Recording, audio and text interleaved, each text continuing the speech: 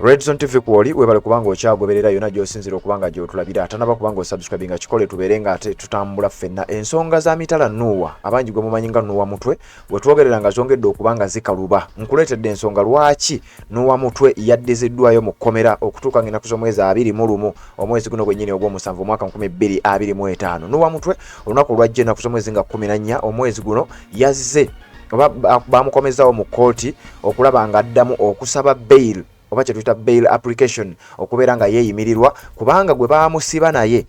mumujjukira amanyiddwa nga Charles Twine ono nno nga wa poliisi baamusiba ne bamugatta ne bamukonekitinga ku musango gwe gumu mbu baali bayina olukwe olw'okutta Gen. Yoweri Kaguta Museveni ne mutabani we Muhoozi Kainerugaba kakati ate ye gwe baamusiba naye twategeerako nti ye baamweyimirira era bwe batu ne baba nga baamuta n'ava emabega w'emitayimbwa kati ye Nuwa mutwe we twogerera nga ebibye bikyagenda mu maaso n'okubanga biranda era olunaku olwajjo ng'ennaku z'omwezi 14 nga bwe nkugambye Nuwa mutwe omulamuzi yalagidde abeere nga addizibwayo nga we beetegereza basualities abo abaleese empapula ez'okweyimirira Nuwa mutwe bamale okuverifyinga n'okukakasa oba ddala bebbo abaleese empapula nga tebazze kubeera nga ate beerimbika bwerimbisi okusinziira ku mulamuzi eyabadde mu musango guno ng'agamba twagala akadde akamala okubeera nga twetegereza abazze oba abasabye okweyimirira Nuwa mutwe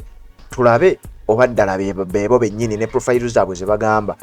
era nga bagamba nti kino kigenda batwalira ennaku eziwererako ddala ne bategeeza twagala Nuwa mutwe abeere ng'akomezebwawo mu kkooti ng'ennaku z'omwezi 21 omwezi guno gwennyini ogw'omusanvu omwaka 2025 kakati y'embeera eri ku Nuwa mutwe era bwe twogerera yaddiziddwayo paka ng'ennaku z'omwezi 21 ezo ennaku eziri wakati awo agenda kwongera okubeera ng'akyali mabega wa mitayimbwa kyokka ne bw'anaaba akomezeddwawo nga 21 teri garanti era teri amanyi oba ddala Nuwa mutwe anaawebwa bail bwe kuba kuwoza omusango gwonna gwe baamuteekako awoze ng'ava bweru nga bwe kiri kwoli omusirikale gwe baali bamukonekitinzeeko omusango gwe baali bagasseko Nuwa mutwe ebintu ebitaategeerekeka kakati ngenzeeko okulaba nga nkola kunoonyereza ku nsonga eno nembaako byenjagala nfune era nkuleetere gwa mpuliriza ku mukutu ogwa Red Zone TV atanaba kubanga osubscribe nga nyongera okujjukiza kirira wansi awolaba ekigambo subscribe kikwateko kwata kadeka notification obeera omu ku abo abasookera ddala okumanya buli wetuba tutaddeyo kati kankuwe ku nsonga ate bwe zigamba mu kiwandiiko wabaliwo abadde beebuuza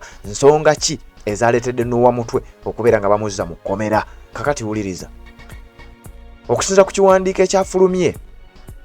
nga kigamba nti Nuwa mutwe's fresh bail bid stalls over sualities okusaba kwa Nuwa mutwe okw'omulundi ogwokubiri okweyimirirwa nako kwayiise oba kwagaanye oluvannyuma lw'okubeera nti abeeyimirira basualities baabadde tebeekakasibwa okusinziira ku kkooti okusinziira ku mulamuzi eyabadde mu musango guno ye ng'agamba nti bano tabategeera bulungi era tasobola kubayimirirako okusinziira ku bye bagamba kubanga jjukira omuntu wajja okweyimirira omuntu ne profayiro ye agiteekako bw'aba munnamateeka n'akiteekawo ng'alina n'obujulizi bw'aba nga mukozi wa gavumenti oba mubaka wa palamenti ne profayiro ye eyina okuba nga ejjirako kati okusinziira ku mulamuzi ali mu musango guno agamba nti Mitala Nuwa omulamuzi wa Buganda Road Court Magistrates agamba nti Mitala Nuwa abantu abazze okumweyimirira nze sibeekakasa kyokka nga ku bano abamu bali mu offices eziri public wabula ekisinga okwebuuzibwa lwaki ababaka ba palamenti ate tebagenda kubeera nga beeyimirira Nuwa mutwe wulira ekiwandiiko bwe kigamba in yet another twist in the saga involving Nuwa mutwe real name Mitala Nuwa the Buganda Road Magistrates Court on Monday pushed back his renewed bail application after the state raised eyebrows over the credibility of his high profile sualities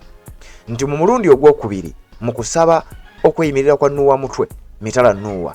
omulamuzi wa kkooti eya Buganda Road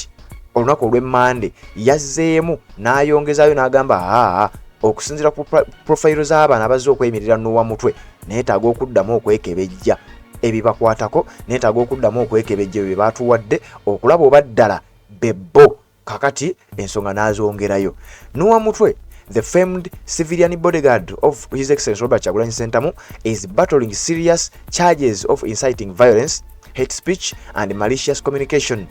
allegations tied to public commentary against General Yoweri Kaguta Museveni and General Muhoozi Kainerugaba nga bwe nkugambye nti ebigambo ebimuvunaanibwa mbu yabyogera ku General Yoweri Kaguta Museveni ne mutabani we. He's been behind bars for over a month And this was his second swing at freedom, but once again the door to release slammed shut for now. Nti guno omulundi gwakubiri nga Noah Mutwe asaba okweyimirirwa, wabula nga n'omulundi guno gwokubiri okweyimirirwa kwe oba bail application ye bwetyo yawedde butaka, newankubadde ng'ebbanga lyamaze emabega w'emitayimbwa wetwogerera nga liweza omwezi n'okusoba. This time the firebrand bodyguard showed up with some big fish to vouch for him. Nti ku mulundi guno abantu abawererako ddalira nga bamaanyi mukko babadde bazze era nga beetegefu okubeera nga beeyimirira Noah Mutwe, wabula era kyagaaniddwa. Mu babadde bazze okweyimirira Noah Mutwe kwe beebaliwa kuliko Meeya w'e Kawempe Division Emmanuel Sserunjojo ow'eddembe, ono Meeya. Kuliko Florence Kiwanuka, ono nga sipiika mu Bwakabaka bwa Buganda oba omwogezi. Kakati ulira ate omulamuzi we yagambye nti bano ababiri nze sibeekakasa. Kugambye omu Meeya Sserunjojo ow'eddembe mumumanyi. Kakati yo omulamuzi agamba nze sibeekakasa. Munewe munangamba nti oli Meeya, newe munangamba nti ono omwogezi wa mu Bwakabaka bwa Buganda, nze sibamanyi. Era yategeezezza nti neetaaga obujulizi obumala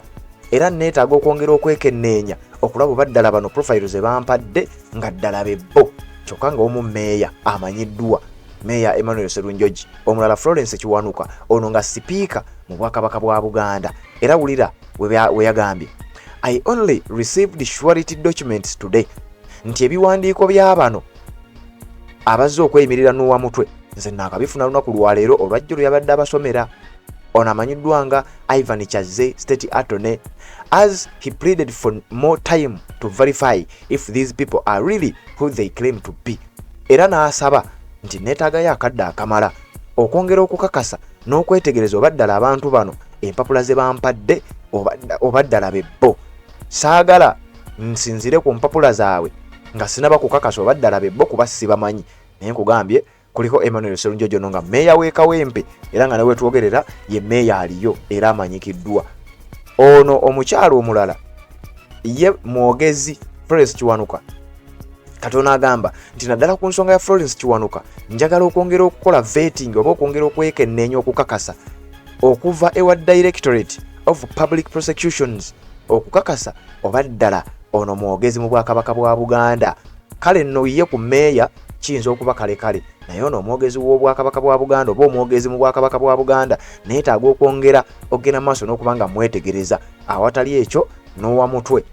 ebibye birabika nga bikyali byakulanda era alabika nga akyagendera ddala maaso okubeera emabega w'emitayimbwa singa binaaba tebitambudde nga bwe ndowooza. Mukutu gwa Redson TV webale kubanga okyagoberera na gy'osinzira okubanga gy'otulabira ate naba kubanga osubscribinga kikole tukyagenda maaso n'okutusaako amawulire. Waliwo abannakibiina kya National Unity Platform abaakwatiddwa okwetoloola Lubaga Division n'ebitundu ebirala nago njagala kubeera nga nzija nago. Ngazo obufumbo olina omwami naye ng'akutawaanya, olina omukyala ng'akutawaanya, bajja ne bakwagalako ne bagenda. Gwe alina ebizibu mu byenfuna nga ssente zikuyita mu ngalo w'oteeka ssente zifa bufi b'owola tebazza. Gwe aloota ng'ogwa mu nnyanja, gwe alumizibwa omutwe nga guganja okuwona, naawe aloota ng'ebintu bikozesa ensonga z'obufumbo. Nina ekifo ku mugga awali amayinja wennyambulirako ebisiraani, ekikwa, ekifiiriza, omudibo, obutaganja, obutaweebwa. Nzijanjaba abantu ab'enzikiriza zonna, nsiŋŋaanibwa njeru ku lw'ejjinja. Gwanjagala kuba ku nnamba yange eyo, naawe ali ewala ennyo yita ku WhatsApp.